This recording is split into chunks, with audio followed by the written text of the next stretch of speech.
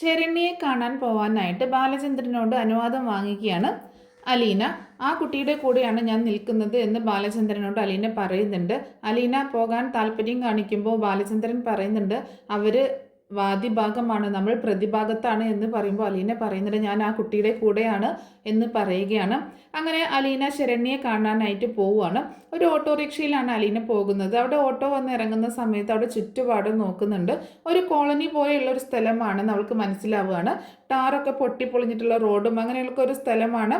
അവിടെ അങ്ങനെ മൊത്തം കൂട്ടം കൂടി താമസിക്കുന്ന ഒരു തരം ആൾക്കാരാണ് അവിടെ ഉള്ളത്. ഒരു കോളനിയാണ് അവിടെ ഉള്ളത്.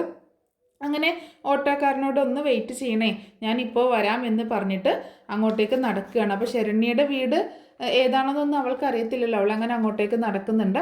അവിടെ ഒരു കുറേ സ്ത്രീകളും ആൾക്കാരൊക്കെ അവിടെ ഇങ്ങനെ നിൽക്കുന്നുണ്ട്. അപ്പോൾ ഇവളിങ്ങനെ ഓട്ടോയിൽ വന്ന് ഇറങ്ങുന്നതൊക്കെ ആൾക്കാർ ശ്രദ്ധിക്കുന്നുണ്ടോ, ഇതിപ്പോൾ ആരാണ്, ഇവിടെ ഒന്നും കാണാത്തൊരു പെൺകുട്ടിയാണല്ലോ എന്നുള്ള രീതിയിൽ നോക്കുന്നുണ്ട്. അപ്പോൾ ഇങ്ങനെ അവിടെയുള്ള ആൾക്കാരോട് ചോദിക്കുന്നുണ്ട് ഏതാണ് ശരണ്യയുടെ വീട് എന്നിങ്ങനെ ചോദിക്കുകയാണേ. അപ്പോൾ ശരണ്യയുടെ വീട് ചോദിച്ചു വരുമ്പോൾ ആർക്കാണെങ്കിലും സംശയം തോന്നുമല്ലോ, അപ്പോൾ ഇത് ആരാണ് ഇങ്ങനെ ശരണ്യയുടെ വീട് ചോദിച്ചു വരുന്നത് എന്നുള്ളത്. അപ്പോൾ ആ സ്ത്രീ വളരെ സംശയത്തോട് കൂടിയിട്ട് നോക്കുന്നുണ്ടെങ്കിലും ഒരു വീട്ടിലേക്ക് ചൂണ്ടി കാണിച്ചു കൊടുക്കുന്നുണ്ട്. അതാണ് ശരണ്യയുടെ വീട് എന്നുള്ളത് ഇപ്പോൾ കാണിച്ചു കൊടുക്കുകയാണ്. അങ്ങനെ ആ സ്ത്രീ കാണിച്ചു കൊടുത്ത വീട്ടിലേക്ക് ശരണ്യ കയറി ചെല്ലുന്നുണ്ട്. അപ്പോൾ അവിടെ ഇങ്ങനെ ഒരു പെൺകുട്ടി വന്ന് ശരണ്യയുടെ വീട് ചോദിച്ചു എന്നുള്ളത് ആ സ്ത്രീ തൊട്ടടുത്തുള്ള ആൾക്കാരോടൊക്കെ ഒന്ന് പറയുന്നുണ്ട് കേട്ടോ. അങ്ങനെ വീട്ടിലേക്ക് കയറി ചെല്ലുന്ന സമയത്ത് തന്നെ വീടിൻ്റെ മുറ്റത്ത് പ്രായം ചെന്ന കുറച്ച് പേര് ഇങ്ങനെ സംസാരിച്ചുകൊണ്ട് നിൽക്കുന്നുണ്ട്. വരാന്തയിലൊക്കെ കുറച്ച് പേര് അങ്ങനെ നിൽക്കുന്നുണ്ട്. അലീന അങ്ങോട്ട് ചെന്നപ്പോൾ അവരുടെ എല്ലാം ശ്രദ്ധ അവളിലേക്ക് ആവുകയാണ്. അലീനയെ ശ്രദ്ധിക്കുന്നുണ്ട് എല്ലാവരും. അലീന മുറ്റത്തേക്ക് ചെല്ലുന്ന സമയത്ത് തന്നെ ആരാ എന്ന് ചോദിക്കുകയാണ് അവിടെ ഒരാൾ. അപ്പോൾ ശരണ്യയെ കാണാൻ വന്നതാണ് എന്ന് അലീന പറയുന്നുണ്ട്. അപ്പോൾ അവർ ചോദിക്കുകയാണ് ശരണ്യയെ നേരത്തെ അറിയാമോ എന്ന് ചോദിക്കുമ്പോൾ ഇല്ല. പിന്നെ എന്തിനാണ് ശരണ്യയെ കാണുന്നത് എന്ന് ചോദിക്കുകയാണ്. ഒന്ന് കാണാൻ വേണ്ടി വന്നതാണ് എന്ന് പറയുന്നുണ്ട്. അപ്പോൾ അവിടെയുള്ള ആൾക്കാർ ഒരു വളരെ പരുഷമായിട്ടുള്ള മുഖമൊക്കെയുള്ള ഒരാളുണ്ട്. അയാൾ താഴേക്ക് ഇറങ്ങി വന്നിട്ട് കുട്ടി ഏതാണ്, എവിടുന്നാണ് വരുന്നത്, എന്താ പ്രശ്നം, എന്തിനാണ് വന്നത്, ആ ഒരു പരിചയവുമില്ലാതെ ശരണ്യയെ കാണാനായിട്ട് എന്തിനാണ് വന്നത് എന്നൊക്കെ ചോദിക്കുമ്പോൾ ഞാൻ കടപ്പാട്ടൂരിൽ നിന്ന് വരികയാണ് എന്ന് പറയുന്നുണ്ട് കേട്ടോ. അപ്പോൾ കടപ്പാട്ടൂരിൽ നിന്ന് കേൾക്കുമ്പോൾ തന്നെ ഇവർക്ക് ഒരു സംശയം തോന്നുകയാണ്. കടപ്പാട്ടൂർ എവിടെയെന്ന്, ഏത് വീടാണ് എന്ന് ചോദിക്കുമ്പോൾ അങ്ങനെ ഒരു ടെൻഷനോട് കൂടിയിട്ടാണ് അലീന പറയുന്നത് നെടുമ്പുരുക്കൽ എന്ന് പറയണേ. അപ്പോൾ അവിടെയുള്ള ആൾക്കാരുടെ ഒക്കെ ആകെ ഇങ്ങനെ ശ്രദ്ധ മാറുകയാണ്. അപ്പോൾ ആ സ്വർണ്ണക്കടയൊക്കെയുള്ള ബാലചന്ദ്രമേനോൻ്റെ എന്നിങ്ങനെ അയാൾ ചോദിക്കുന്നുണ്ട്. അതേ എന്ന് പറയണേ. പെട്ടെന്ന് തന്നെ എല്ലാവരും ആകെ വലിഞ്ഞു മുറുകിയ മുഖത്തോട് കൂടിയിട്ട് അവിടെ ഇങ്ങനെ നിൽക്കുക കേട്ടോ. അവിടെയുള്ള ആൾക്കാരൊക്കെ പരസ്പരം അങ്ങോട്ടും ഇങ്ങോട്ടും സംസാരിക്കാൻ തുടങ്ങി. ഇത് അവിടെ അന്നാണ് വരുന്നത് എന്നുള്ള രീതിയിൽ ഇങ്ങനെ സംസാരിക്കുകയാണ്. എല്ലാവരും അങ്ങനെ പരസ്പരം സംസാരിച്ച് ആളുകളൊക്കെ ഫോൺ ചെയ്ത് അങ്ങനെ ചുറ്റുള്ള ആൾക്കാരൊക്കെ കൂടുന്ന ഒരു സിറ്റുവേഷനാണ് അവിടെ ഉണ്ടാവുന്നത്. അപ്പോൾ അടുത്ത വീടിൻ്റെ മുറ്റത്ത് ഒരാൾ ഇങ്ങനെ നോക്കി നിൽക്കുന്നുണ്ട് കേട്ടോ.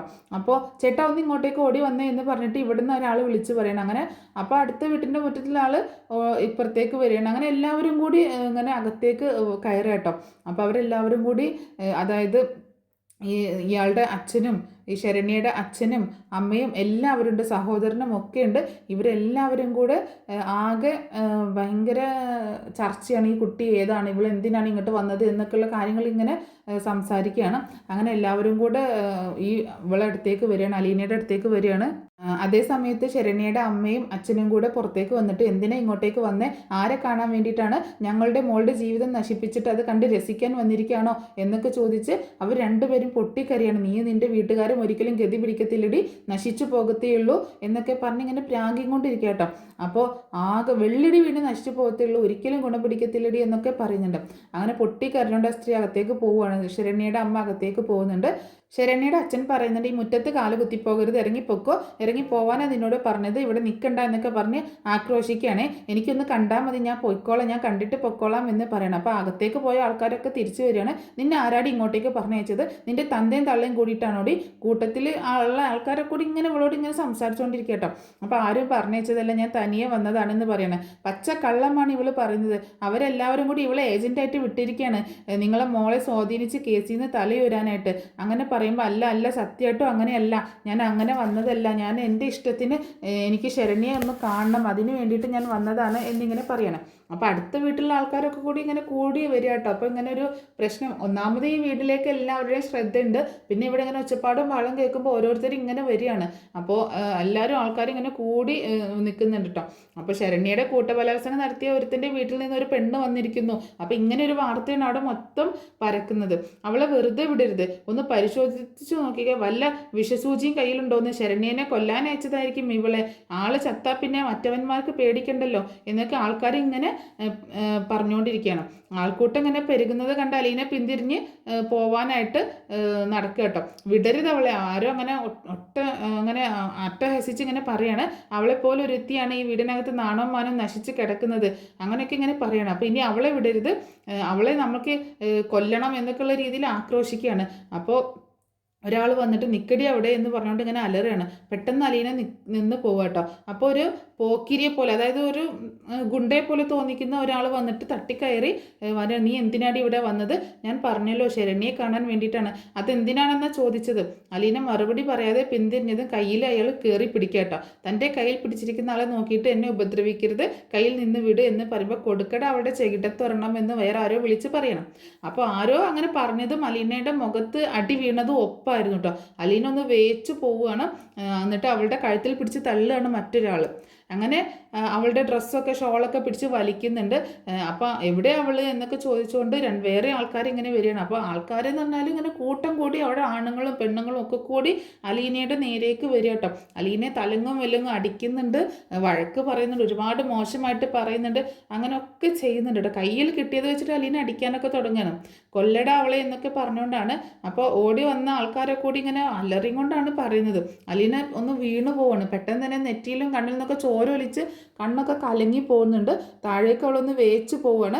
കണ്ണ് തുറക്കാൻ ശ്രമിച്ചിട്ടും കണ്ണ് ശരിക്കും തുറക്കാനൊന്നും പറ്റുന്നില്ല കേട്ടോ. ആൾക്കാർ ഇങ്ങനെ കുറേ ആൾക്കാർ ചുറ്റും കൂടി നിന്നിട്ട് ഇങ്ങനെ തന്നെ ഉപദ്രവിക്കുന്നതായിട്ട് അവൾക്ക് ഇങ്ങനെ കാണുകയാണ്. പെട്ടെന്ന് തൻ്റെ മേല് നനയുന്നത് അവൾക്ക് തോന്നുകയാണ്. അപ്പോൾ ആ വീട്ടിലുള്ള ആ പയ്യനുണ്ടല്ലോ, ശരണ്യയുടെ ചേട്ടൻ, അവൻ വന്നിട്ട് ഒരു ക്യാൻ എടുത്തുകൊണ്ട് വന്നിട്ട് മണ്ണെണ്ണ അലീനയുടെ മേലിൽ കൂടി ഒഴിച്ചുകൊണ്ടിരിക്കുകയാണ്. മണ്ണെണ്ണയാണ് തൻ്റെ മേലിൽ കൂടെ വരുന്നത് എന്ന് അറിഞ്ഞതും അലീന ഞെട്ടിപ്പോവട്ടെ. കത്തിക്കട എന്ന് പറഞ്ഞുകൊണ്ട് ആൾക്കാരിങ്ങനെ ആക്രോശിച്ചുകൊണ്ടിരിക്കുകയാണ്. അങ്ങനെ അവിടെ ഭയങ്കര പ്രശ്നങ്ങളൊക്കെ ഇങ്ങനെ നടന്നുകൊണ്ടിരിക്കുകയാണ്. അതേ സമയത്താണ് ഓട്ടോറിക്ഷ വീട്ടിൽ കൊണ്ടുവന്ന് വെച്ചിട്ട് ഊണ് കഴിച്ചുകൊണ്ടിരിക്കുകയാണ് ഷാജി. നമ്മുടെ ഷാജി ഉണ്ടല്ലോ, ഓട്ടോക്കാരൻ ഷാജി. അപ്പോഴാണ് പുറത്ത് ബഹളമൊക്കെ കേൾക്കുന്നത്. ഊണ് കഴിച്ച് കുറച്ച് സമയമായിട്ടുള്ളൂ. ആൾക്കൂട്ടത്തിൻ്റെ ബഹളവും അട്ടഹാസമൊക്കെ കേട്ടിട്ട് അവൻ പുറത്തേക്ക് ചെല്ലുന്നുണ്ട്. അങ്ങനെ അവിടെ നിന്ന് നോക്കുമ്പോൾ തന്നെ ആൾക്കാരിങ്ങനെ ചുറ്റും കൂടി നിന്ന് എന്തൊക്കെയോ കാണിക്കുന്നത് കാണുക കേട്ടോ. ആൾക്കൂട്ടത്തിനിടയിലൂടെ ഒരു പെണ്ണിനെ വലിച്ചു വെച്ച് കൊണ്ടുവരികയാണ്. ശരണ്യയുടെ സഹോദരനാണ് അവളുടെ തലയിൽ മണ്ണെണ്ണയുടെ ടിന്ന് ഒഴിക്കുന്നത്. അപ്പോൾ കൈകാൽ മുട്ടൊക്കെ ഇങ്ങനെ കുത്തിയിട്ടാണ് ആ പെൺകുട്ടി അവിടെ ഇങ്ങനെ നിൽക്കുകയാണ്. അപ്പോൾ ശരണ്യയുടെ സഹോദരനാണെങ്കിൽ ഒരു തീപ്പെട്ടിക്കമ്പ് ഉരച്ചു, അത് കത്തിയിലാട്ടോ. മണ്ണെണ്ണ വീണ് അതൊന്ന് നനഞ്ഞു പോവുകയാണ്. മൂന്നാമത്തെ തീപ്പെട്ടിക്കമ്പ് എടുക്കുമ്പോഴേക്കും ഒരു കൈ അവൻ്റെ കയ്യിൽ വന്ന് തീപ്പെട്ടി തട്ടി തെറിപ്പിക്കുകയാണ്. എന്ത് പ്രാന്താണ് ഈ കാണിക്കുന്നത് എന്ന് ചോദിക്കുകയാണ്. അപ്പോൾ അലീനയ്ക്കും ആ ശരണ്യയുടെ സഹോദരനെ ഇടയ്ക്ക് കയറി നിൽക്കുകയാണ് ഷാജി. നീ മാറി നിൽക്ക് ഷാജി, നീ ഇതിൽ ഇടപെടരുത്. അലീനയ്ക്ക് ചുറ്റും ഒരു ഏകദേശ വൃത്തം ഉണ്ടാക്കി നിന്ന ആൾക്കാർ ഇങ്ങനെ അലീന എന്തായാലും കത്തിക്കാൻ പോവാണല്ലോ, അലീന കൊല്ലാൻ പോവാണല്ലോ. അപ്പോൾ ആൾക്കാരെല്ലാവരും കൂടി ഭയങ്കര രോഷാകുലരായിട്ടാണ് നിൽക്കുന്നത്. അപ്പോൾ ഷാജിനോട് മാറി നിൽക്കാൻ പറയുമ്പോൾ ഷാജി ആണെങ്കിൽ അങ്ങനെ അവനെ നമ്മുടെ ശരണ്യയുടെ സഹോദരനെ തള്ളി മാറ്റുക കേട്ടോ. എന്നിട്ട് അതേസമയം വേറൊരാൾ ഒരു സിഗർ ലൈറ്റ് എടുത്തുകൊണ്ട് നീ ഇത് പിടിച്ചോടാ എന്ന് പറഞ്ഞിട്ട് ശരണ്യയുടെ സഹോദരൻ്റെ നേരേക്ക് ഇട്ട് കൊടുക്കുന്നുണ്ട്. അപ്പോൾ അലീനയ്ക്ക് മറയായിട്ട് നിന്ന് ഷാജിയെ തള്ളി മാറ്റാനൊക്കെ ശ്രമം നടക്കുകയാണ്. ഷാജി അന്നേരം ഷാജിയാണെങ്കിൽ കൈ വീശും കൊണ്ട് ശരണ്യയുടെ സഹോദരനെ അടിക്കുകയാണ്. അടങ്ങി നിൽക്കട എന്ന് പറഞ്ഞുകൊണ്ട്. അപ്പോൾ അവിടെ എല്ലാവരും ആകെ പെട്ടെന്ന് ഇങ്ങനെ ഇതായി പോവുക കേട്ടോ. അങ്ങനെ ഈ പെണ്ണ് ഏതാണെന്ന് വിചാരിച്ചാൽ നിങ്ങൾ ഈ തെമ്മാടിത്തരം കാണിക്കുന്നത് എന്നിങ്ങനെ ചോദിക്കുമ്പോൾ ആൾക്കാർ അങ്ങോട്ടും ഇങ്ങോട്ടും സംശയത്തോടെ നോക്കുകയാണ്, എന്തെങ്കിലും അബദ്ധം പറ്റിയോ എന്നിങ്ങനെ വിചാരിച്ചിട്ട്. ഇവളെ ചുട്ടുകൊന്നാൽ നിങ്ങളുടെ ശരണ്യയുടെ മാനം തിരിച്ചു കിട്ടുമോ എന്നൊക്കെ ഇങ്ങനെ ചോദിക്കുന്നുണ്ട് ഷാജി കേട്ടോ. അപ്പോൾ എല്ലാവരും ഇങ്ങനെ ഓരോരുത്തരും ഇങ്ങനെ പിറുവിറുത്തുകൊണ്ടിരിക്കുകയാണ്. ഇവൻ എന്തിനാണ് ഇവളുടെ കാര്യത്തിൽ ഇങ്ങനെ ഇടപെടുന്നത്? നിനക്ക് എങ്ങനെ ഇവളെ പരിചയം, നിനക്കറിയാമോ ഇവളെ എന്നിങ്ങനെ ഒരാൾ ചോദിക്കുക കേട്ടോ. അപ്പോൾ എനിക്കറിയാവുന്നത് കൊണ്ടല്ലേ പറഞ്ഞത്.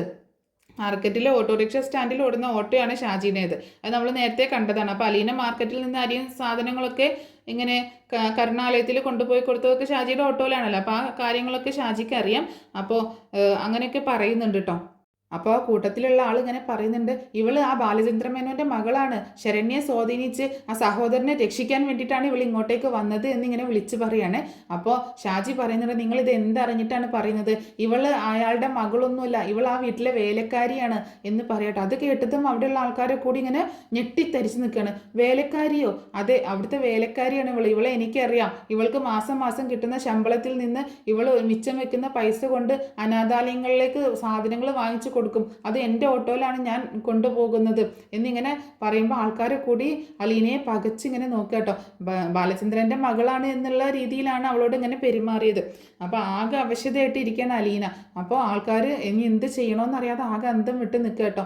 അപ്പോൾ ആൾക്കാർ പിന്നെ ഇങ്ങനെ സീന് മാറിയത് കണ്ടപ്പോൾ ഓരോരുത്തരായിട്ട് പിൻവലിഞ്ഞ് പോകാൻ തുടങ്ങി. എന്നിട്ട് ഷാജി പറയുന്നുണ്ട്, നിങ്ങൾ എന്താ ഈ ചെയ്തു വെച്ചേക്കുന്നത്, ഇവള് എങ്ങാനും കേസ് കൊടുത്തിട്ടുണ്ടെങ്കിൽ നിങ്ങളെല്ലാവരും അകത്ത് പോയി കിടക്കേണ്ടി വരും എന്നൊക്കെ പറയുമ്പോൾ ആൾക്കാർ ഇങ്ങനെ പിൻവലിയാട്ടോ. എന്നിട്ട് ഷാജി ആണെങ്കിൽ അലീനെ പിടിച്ചെഴുന്നേൽപ്പിക്കുകയാണ്. വാ, ഞാൻ കൊണ്ടുപോകാം എന്ന് പറയുമ്പോൾ വേണ്ട, ഞാൻ കൊണ്ടുപോയിക്കോളാം, ഞാൻ തന്നെ പോയിക്കോളാം എന്ന് പറയാണ് അലീന.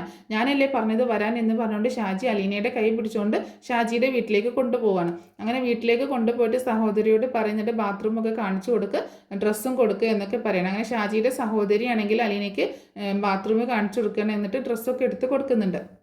എന്നിട്ട് അപ്പോൾ ആ സമയത്ത് തന്നെ പുറത്ത് കൂട്ടം കൂടുന്ന ആൾക്കാരെ കൂടി ഷാജിയുടെ അടുത്തേക്ക് വരുന്നുണ്ട് കേട്ടോ. നീ കൃത്യസമയത്ത് വന്ന് ഇടപെട്ടത് നന്നായി കേട്ടു ഷാജി, ഇല്ലെങ്കിൽ ആകെ കുഴപ്പമായനെ, നിങ്ങളൊക്കെ ഇത്ര വിവരമില്ലാതെ പോയല്ലോ, എന്നാ പൊട്ടത്തരമാണ് നിങ്ങൾ കാണിക്കാൻ പോയത് എന്ന് ഷാജി ദേഷ്യത്തോട് പറയാണ്.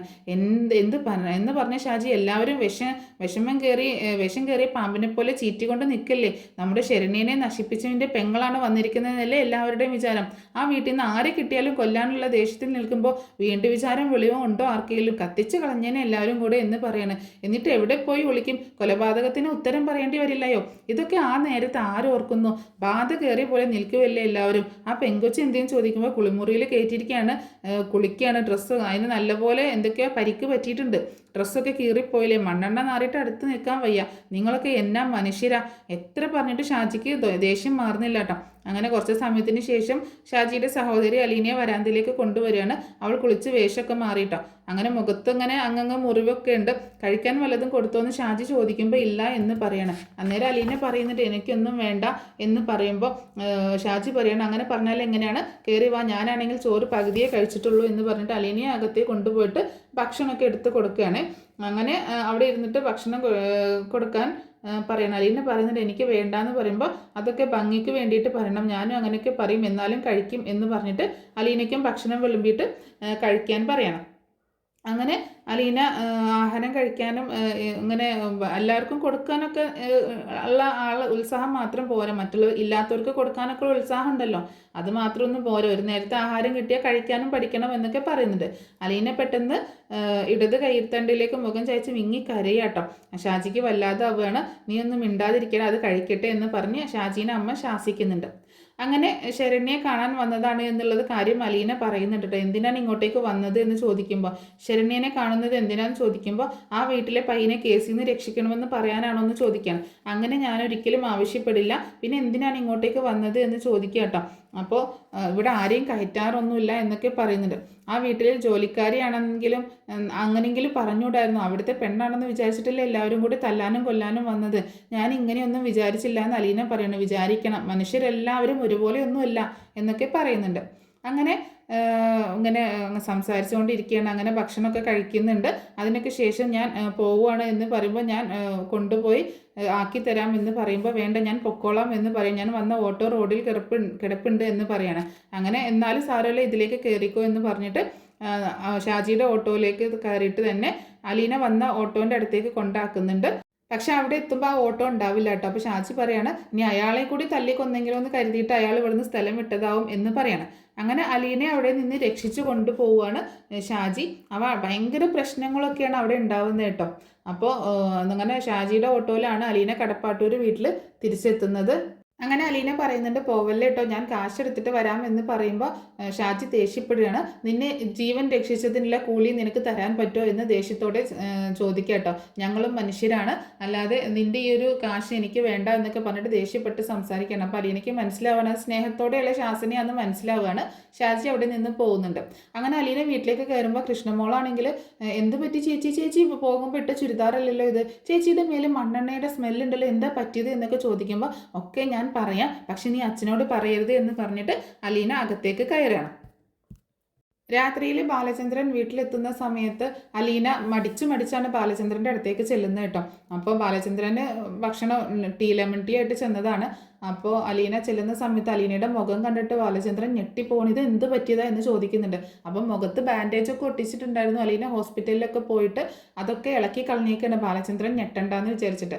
അപ്പോൾ എന്ത് പറ്റിയതാന്ന് ചോദിക്കുമ്പോൾ ഞാൻ പറഞ്ഞാൽ അച്ഛൻ എന്നോട് ദേഷ്യപ്പെടരുത്, എന്താ കാര്യം എന്താന്ന് പറയാമെന്ന് പറയാട്ടോ.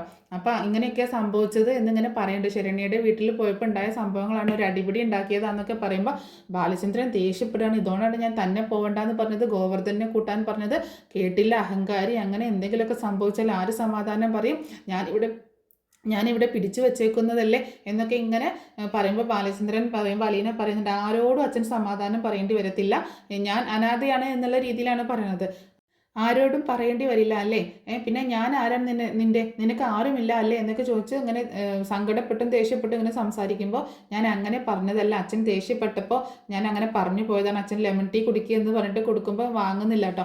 അച്ഛാ സോറി, ഞാൻ അങ്ങനെയൊന്നും ഉദ്ദേശിച്ചതല്ല, ഇനി അച്ഛൻ്റെ ദേഷ്യം ഇതുവരെ മാറിയില്ലേ, എന്നാൽ ഞാൻ ഒരു കാര്യം കൂടി പറയാം, ഞാൻ ഇനിയും പോകുന്നുണ്ട് അവിടെ എന്ന് പറയുമ്പോൾ നിനക്ക് കിട്ടിയതൊന്നും പോരെ എന്ന് ചോദിക്കേണ്ട. ഇല്ല അച്ഛാ, എനിക്ക് ഒരു തവണ കൂടി പോകണം, ഇനി ഈ വീടിൻ്റെ മുറ്റത്തേക്ക് ഇറങ്ങി നിൻ്റെ കാല് ഞാൻ തല്ലി ഒടിക്കുമെന്ന് പറയട്ടെ ബാലചന്ദ്രൻ. അച്ഛൻ എന്തൊക്കെ പറഞ്ഞാലും ശരി, അച്ഛനെ അനുസരിക്കാത്ത മോളല്ലേ ഞാൻ, അപ്പോൾ ഒരു തവണ കൂടി അനുസരണക്കേട് ഞാൻ കാണിക്കും, ഒരു തവണ കൂടി ഞാൻ പോകും, അച്ഛൻ മുൻകൂറായിട്ട് എനിക്ക് അനുവാദം തന്നതാണ്, അതുകൊണ്ട് ഞാൻ പോകുമെന്ന് തന്നെ പറയണം. ഇനി പോകുമ്പോൾ വീണ്ടും പ്രശ്നങ്ങളൊക്കെ ഉണ്ടാവില്ലേ എന്ന് ചോദിക്കുമ്പോൾ ഇനി ഒരു കുഴപ്പമുണ്ടാവില്ല അച്ഛൻ, ഇനി എന്തുണ്ടെങ്കിലും ഞാൻ മാനേജ് ചെയ്തോളാം എന്ന് പറയാണ് അലീന. അപ്പോൾ അലീനയുടെ മുഖത്ത് മുറിവുകളൊക്കെ കണ്ട് ചോദിക്കുന്നുണ്ട്, ഹോസ്പിറ്റലിൽ പോകണ്ടേ, ഇത്രയും മുറിവൊക്കെ ഇല്ലെന്ന് ചോദിക്കുമ്പോൾ ഞാൻ ഹോസ്പിറ്റലിൽ പോയതായിരുന്നു വെച്ചാൽ അച്ഛൻ പേടിക്കണ്ടെന്ന് കരുതിയിട്ട് ബാൻഡേജൊക്കെ മാറ്റിയതാണ് എന്ന് പറയാണ് അലീന. അങ്ങനെ അലീന വീണ്ടും ശരണ്യയെ കാണാൻ പോകാനായിട്ട് തീരുമാനിക്കുന്നുണ്ട്. അതിൻ്റെ സ്റ്റോറി ഞാൻ പിന്നീട് പറഞ്ഞ് അപ്ലോഡ് ചെയ്യാം കേട്ടോ.